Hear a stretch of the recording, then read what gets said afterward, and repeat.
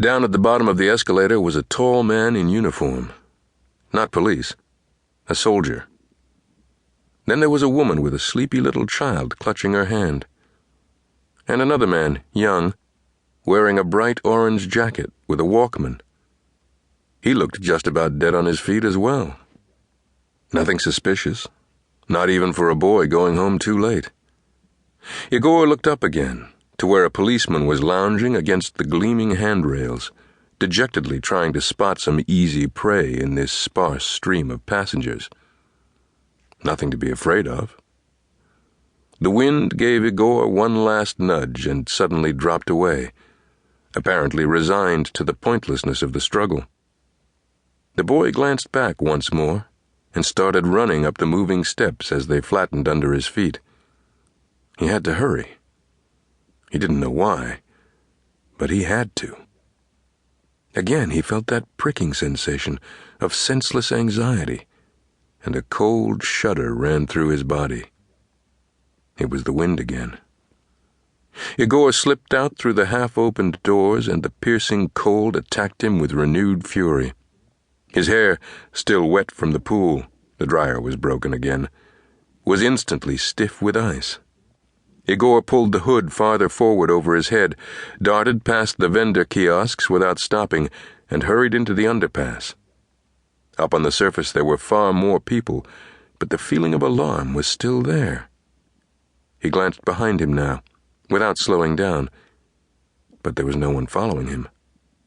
The woman with the small child was walking toward a streetcar stop.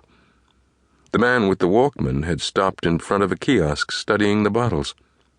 The soldier still hadn't come out of the subway. The boy walked faster and faster through the underpass. There was music coming from somewhere, so quiet he could hardly hear it, but incredibly soothing.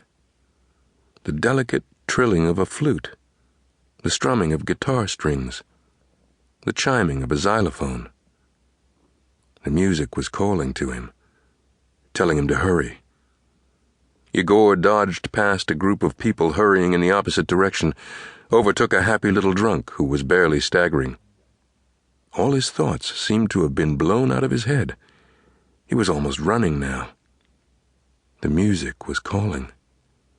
And now there were words weaving themselves into it, not clear yet, still too quiet to make out, but just as alluring. Igor bounded out of the underpass and stopped for a moment, gulping in the cold air. A trolley was just rolling up to the stop. He could ride just one stop, almost all the way to his house. The boy set off toward the trolley, walking slowly, as if his legs had suddenly become numb. The trolley stood there for a few seconds with its doors open. Then the hinged flaps swung together and it moved away from the stop. Igor watched it go with dull, glazed eyes. The music was getting louder all the time, filling the whole world, from the semicircular lobby of the high-rise hotel to the box on stilts, his own house, that he could see not far away. The music was prompting him to walk along the wide, brightly lit avenue, where there was still plenty of people around at this hour. The entrance to his house was only 5 minutes away. But the music was even closer.